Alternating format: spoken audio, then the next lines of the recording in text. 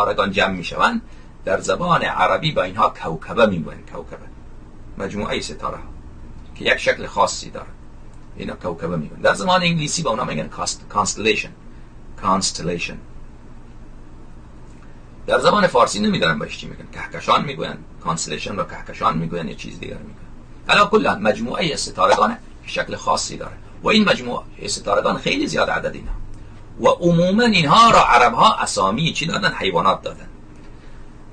حمل، بله، ثور گاو نر. حمل چیه؟ حمل ظاهرا بره هست منظور. حالا من دوباره نگاه میکنم از یادم رفت. حمل. جوزا ستاره هست که خیلی روشنه، مجموعه ستارگان خیلی روشنه و بله به شکل چیه میگوین؟ به شکل دو تا طفل یک همدیگر را بغل کردن. مجموعه ستارگان وقتی نگاه کنید جوزا. سرطان به خارچنگ، مجموعه